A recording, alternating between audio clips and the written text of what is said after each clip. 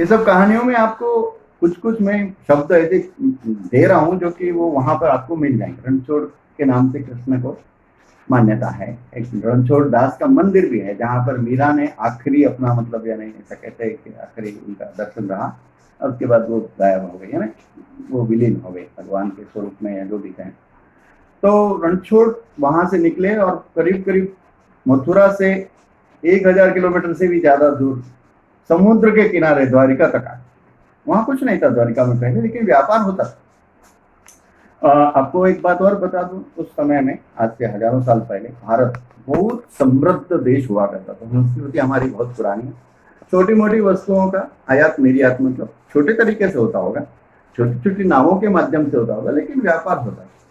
पर उस व्यापार में खलल डालने वाले, जैसे आज भी अंडरवर्ल्ड के लोग रहते हैं, ऐसे लोग उस समय में भी थे और वो उस व्यापार को नुकसान पहुंचाते थे या लूट लेते थे, परेशान करते थे लोगों को। श्री कृष्ण के दिमाग में एक विलक्षण बात आई कि अगर किसी तरीके से इस व्यापार को ठीक प्रकार से योजनाबद्ध तरीके से सुरक्षित कर दिया जाए और संरक्षित कर दिया जाए तो एक तो व्यापार बहुत अच्छे से होगा और दूसरा उसके कारण से हम यहाँ पर अपना एक नया कुछ काम शुरू कर सकेंगे, क्योंकि राज्य हमारे पास यहाँ पर नहीं है। तो ये एक विलक्षण विचार था और इस विचार की पूर्ति के लिए पहले कुछ क्रिटिकल मास तो होना चाहिए, पहले कुछ आधार तो होना चाहिए। तो उस आधार को प्राप्त करने के लिए श्री कृष्ण ने आसपास के जो राज्य थे छोटे बड़े, उनके पास संदेश भेज करके और वहां उनके यहाँ जो स्वयंवर वगैरह होते थे उसमें भाग लेकर के उन्होंने विवाह किया। कृष्ण ने पहला विवाह उन्होंने महाराष्ट्र के विदर्भ प्रांत में, विदर्भ भाग जो है अभी महाराष्ट्र प्रांत का, वहां के एक नगर है कुंडनपुर करके, अभी छोटा, अभी भी एक गांव है वहां पे, छोटा गांव है। कुंडनपुर का राजा भीष्मक की पुत्री रुक्मिणी से उनका मतलब विवाह हो, ऐसा एक पत्र उन्होंने एक ब्राह्मण के मैसेंजर कह सकते हैं उसके थ्रू वहां पर भेजा। रुक्मिणी ने उन नाम तो सुना था कृष्ण का, लेकिन वो इतना प्रभावी व्यक्ति है ऐसा उनको नहीं पता था। जब वो मैसेंजर से उन्होंने सुना तो उन्होंने कहा हाँ मैं तैयार हूँ उनसे विवाह करने के लिए। जब कृष्ण ने स्वीकृति प्राप्त की तो वो जाकर के रुक्मिणी का हरण किया। उस समय प्रथा थी इस प्रकार के हरण करने की, यहाँ तक के श्री कृष्ण की जो स्वयं की बहन थी सुभद्रा, उसका भी अर्जुन के द्वारा हरण ही किया गया। ये बात ध्यान रखें, एक तरीका था और कुछ नहीं, बाद में सब बुला करके सब होता। तो उसमें युद्ध होता है रुक्मिणी के हरण के बाद। वो युद्ध में बलराम जो है उसकी रुक्मिणी के साथ, वो रुक्मी उसका भाई होता था, उसकी सेना को हरा देते, रुक्मिणी को पकड़ भी लेते, लेकिन कृष्ण उसको छुड़वा देते और बाद में सब लोग मिलकर के विवाह करते।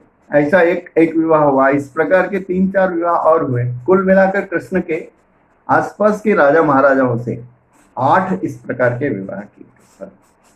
अब ये थोड़ा सा आधार बन गया। अब कृष्ण की राजधानी क्या होगी, काम क्या होगा, तो उन्होंने कहा कि ये जो समुद्री व्यापार है, इस व्यापार को संरक्षा देना और सुरक्षा देना, ये काम हम करेंगे। और इसके लिए उन्होंने नारायणी सेना का निर्माण किया। और नारायणी सेना मतलब आज जिसको जल सेना कहते हैं, नौ सेना कहते हैं, उसी को नारायणी सेना के, नारायण का मतलब, नारा का मतलब होता है जल, तो नारायणी है ना, जल में रहने वाली एक सेना। और ये सेना पूरे भारत के सारे तट को सुरक्षा और संरक्षा प्रदान करेगी। व्यापारी लोगों को एक छोटा टैक्स देना पड़ेगा और वो व्यापारी को अगर मान लो कोई नुकसान होता है तो हम उसकी भरपाई करेंगे। यानी ऐसे एक महीने में देखा जाए तो श्री कृष्ण विश्व के सबसे पहले इंश्योरेंस कंपनी को चलाने वाले और स्थापित करने वाले व्यक्ति माने जा सकते हैं। कितना बड़ा काम किया होगा उसने, उससे पहले इस प्रकार तो कोई काम नहीं हुआ था। और इसीलिए आपको पता होना चाहिए, ये जो life insurance corporation of India है, इसका जो वाक्य है योगक्षेम वहाम्यहम्, ध्यान देंगे तो यह जो वाक्य है यह भगवत गीता के एक श्लोक का 4था भाग है, योगक्षेम वहाम्यहम्। तो प्रश्न श्री कृष्ण, अब वो श्री कृष्ण की तरफ बढ़ते जा रहे हैं। कृष्ण तो जो थे वो बड़े हो रहे हैं और उनमें श्रीमंताई आ रही है, अभी उनके विवाह हो रहे हैं, उनको नारायण सेना का निर्माण चालू हो गया है, लोगों की सुरक्षा की व्यवस्था कर रहे हैं। यहाँ तक कि हजारों हजार लोगों को लेकर के समुद्र के आसपास गश्त उन्होंने प्रारंभ करवा दिया और सब लोगों को कहा कोई चिंता की बात नहीं, तुमको कोई परेशान करे तो हम उसका मतलब निपटारा करेंगे, आप हमें सूचना करें, आपका कोई नुकसान होगा हम उसकी भरपाई भी करेंगे, पर आपको टैक्स देना। तो इस प्रकार से उन्होंने भारत का एक नाका बनाया जिसको द्वार या द्वारिका कहते हैं। आज भी द्वारिका है। पुरानी द्वारिका समुद्र में मिली है, अभी कुछ 30-40 सालों के अंदर बहुत उसके ऊपर रिसर्च भी हुआ है, और वो पुराने बहुत सारे ऐसे खंडहर जैसी बहुत सारी चीजें, कड़े निकले हैं, एंकर्स जिसको बोलते हैं वो भी निकले हैं, बहुत पुराने। तो ये वो मतलब उस समय की, आज का जैसे मुंबई है, पोर्ट है, उसी प्रकार का भारत का दरवाजा है ना द्वारिका, उसका निर्माण कृष्ण ने शुरू करवाया, और उसको मतलब शायद नगर पहले रहा होगा पर उसको पोर्ट सिटी बनाया, और वहां पर अपनी सेना का हेडक्वार्टर, और पूरे भारत का यानी किनारे किनारे किनारे चलते हुए आप जाएंगे तो पूर्वी किनारा जो था उसमें भी श्री कृष्ण ने इस व्यवस्था को शुरू किया। जगन्नाथ मंदिर में आपको आश्चर्य होगा, जगन्नाथ जो स्थान है पूरी उड़ीसा में है, वहां पर कृष्ण और राधा या कृष्ण और रुक्मणी की मूर्ति नहीं है, कृष्ण सत्यभामा की भी नहीं है, लेकिन कृष्ण बलराम और सुभद्रा की मूर्ति है। यानी ये दोनों तीनों भाई बहन सब लगे हुए थे उसका।